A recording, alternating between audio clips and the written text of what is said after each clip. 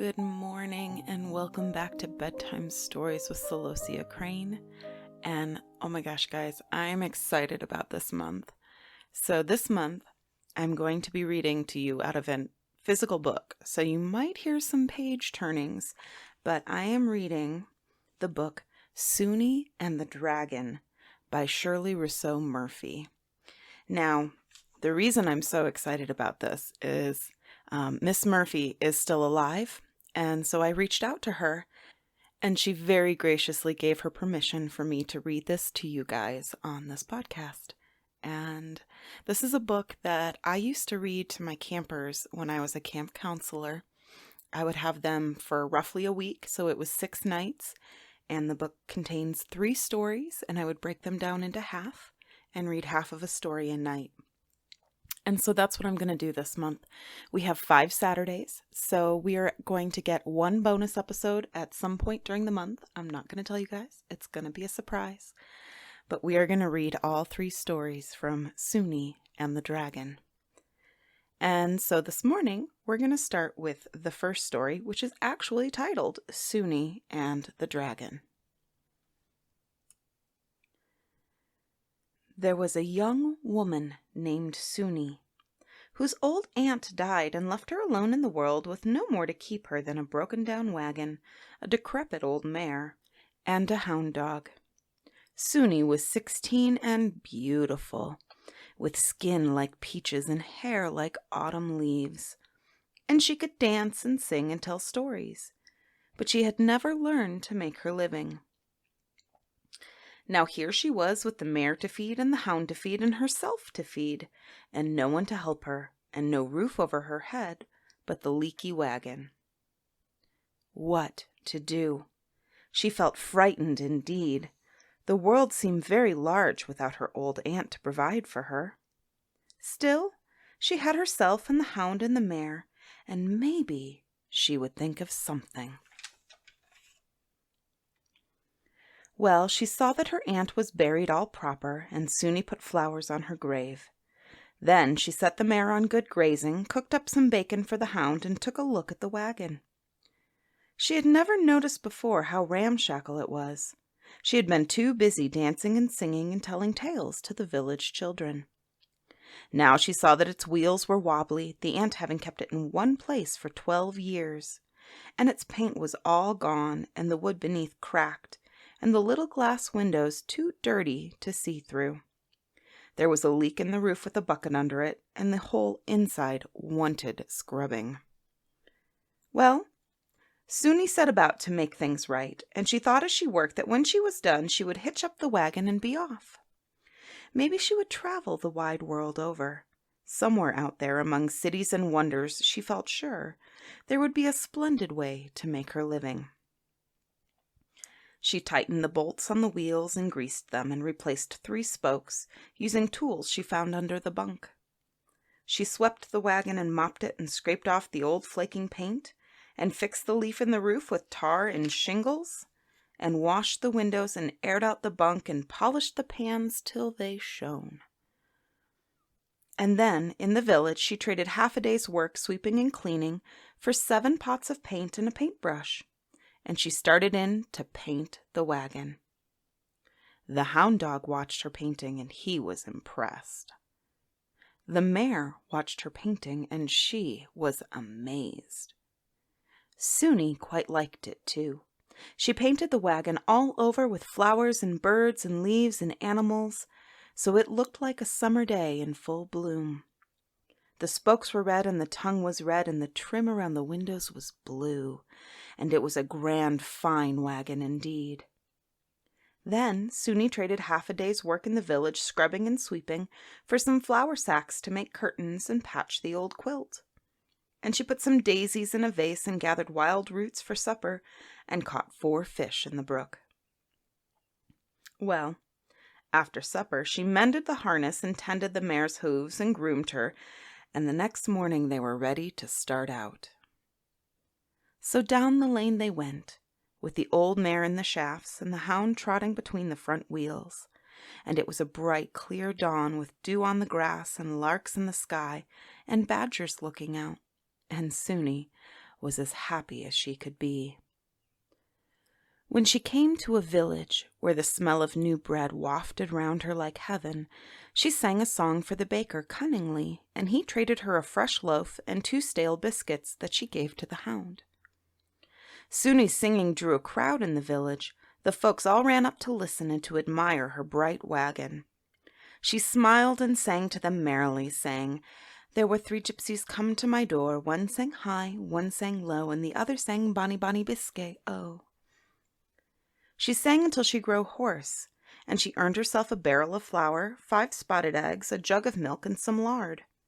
Everyone waved and smiled as Soonie drove away down the road. Well, she drove through valleys and meadows where fat sheep grazed, and she came at sunset to the kingdom of Brent. A grand city stood there with a gate of finely wrought iron. Soonie drove right through and halted in the city square. She thought she would sing a song to earn some pot meat and maybe a potato, for she quite liked singing for her keep. So she set the mare to grazing, fed the hound, then looked around the square at the folk who had begun to gather and stare. But what was this? These were not smiling people, the kind she had seen in the village at noon. There were frowns on all the faces and looks of grim unhappiness. Why, the place was as glum as a wake. Well, perhaps a song would cheer them. She sang, "Cockles and mussels alive, alive-o," and then "A-roving, a-roving," and "Robin loves me, Robin mine, Robin would have me wed him." But the frowns only deepened. People seemed to grow frightened and began to leave the square. At last, Soonie was quite alone. Was her singing as bad as that? She had never been told so before. Then she saw the king's soldiers riding up and thought she would sing for them. She was about to sing out when the sergeant reined in his horse, his scowl as dark as winter. "You are not allowed to sing. No singing is permitted. It's against the king's wishes. And if you don't get out, you'll be locked in the dungeons till you're too old to cackle."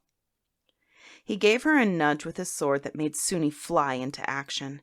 She harnessed the mare and called the hound, but before she drove away, Soonie asked with terrible curiosity, "Why is singing not allowed? What is the matter with singing? What is wrong with a king who won't allow songs? Why does everyone here look as grim as the spirit of death? These folks could do with a cheerful song if I ever saw folks who could." "It's because the princess was stolen. The princess artist had a sweet, sweet voice, the truest in 20 kingdoms, and she sang every night in the square. She was stolen from the square while she was singing on the night of the April full moon. 100 soldiers died in the battle. Gloom has reigned and no singing has been allowed since. The king," he said, scowling deeper, "the king offers a reward of 100 acres of fine land and 100 gold coins for the return of the missing princess. But of course," he said, a tear touching his cheek, "there is no use in that. The princess artist is dead. There is no question about it. It is a fact that the dragon ate her." Soonie felt shocked for the princess and sad for the king, and took herself out of there as fast as she could through the fine gates, before she should be locked away in prison until she was too old to cackle. She drove the mare fast up the road through the lonely, empty land. The afternoon light deepened. She thought of the dragon and shivered. Was he out there in the hills somewhere? Well, maybe the dragon only ate princesses. Soonie camped by a brook, put the mare on good grazing, fed the old hound, caught some crawdads for her supper, and sat watching the sky darken into night. Then, as she ate her meal with the hound at her feet, she heard a great noise outside. A noise like something slithering and huge, and then a horrible roaring. She heard the mare scream, then run off, and could imagine the broken rope. The hound's hair stood up along his back, and his bark was deep and furious. Soonie looked out through the little window and saw the dragon there, as dark as sin and as big as a mountain, and heard him roaring again, and then Soonie heard something else. She heard, between the dragon's loud roars, a voice that was muffled, but a sweet, sweet voice singing, "There's a circle of lilies in Eden's garden, and the larks sing round it beneath the stars." Then the dragon roared again, so Soonie heard no more. When the dragon had gone rampaging off across the hills at last, Soonie went out into the night and caught the old mare in a tangle of briars, and tied her up again. Then she went to bed, with the hound across her feet, and lay remembering the sound of the sweet, true voice, singing of Eden's garden. Soonie went on the next morning through valleys dotted with fine cattle and across a river and through a wood, and came at evening to the kingdom of Conti, with an elegant city that had gates of carven stone. She went right through into the square, thankful she would not spend the night alone with the dragon prowling and snuffling. People gathered to stare at her wagon, but the faces of all the folk were as sad as a whale at midnight. Much, much too sad to sing to. Well, she would try dancing for them. Perhaps she could make them smile. Perhaps she could earn a bit of fresh pot meat and a sprig of parsley or an onion. She had eaten up all the eggs and milk, and glad she was to have them. So she set the mare to grazing and gave the hound a bite, then took up her mouth harp and made a tune and began to dance a wild, jigging reel that was half clowning.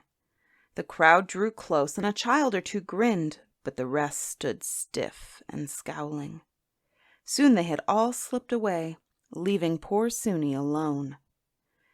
She wasn't alone long. Sure enough, here came the king's soldiers riding. They were dressed in purple livery, and their swords flashed sharp. And Soonie stopped dancing and sighed, and waited for the captain to speak. His voice was like blowing sand. "Dancing is not allowed. Take yourself off at once, young woman, or you won't be alive by morning." Soonie harnessed the mare quick as she could and called the old hound. But before she drove away, she asked boldly, "Why? Why is dancing not allowed? What could be the matter with dancing?" The captain swung his sword full in her face and made his horse rear as he shouted, "The dragon took the Princess Blanche. She was the finest dancer in 20 kingdoms, and used to dance every night in the square. The dragon took her off while she danced a tarantella on the night of the May full moon. 100 soldiers died trying to save her. Dancing has not been allowed since. The king offers 200 head of fine cattle and 200 gold coins to anyone who can bring her home again. But of course," he said, tears on his cheeks, "that is no use. The Princess Blanche is dead. There is no question that the dragon ate her." His battalion thundered up behind Soonie's wagon then and nearly pushed it out through the fine carven gates and onto the lonely road. Soonie went up the road fast and didn't stop until she was among the farthest hills, and the night was dark around her. She put the mare on grazing close by the wagon, made a supper of bacon and biscuits, which she shared with the hound, and was not surprised when she heard the dragon thrashing and roaring outside. The mare screamed and ran off.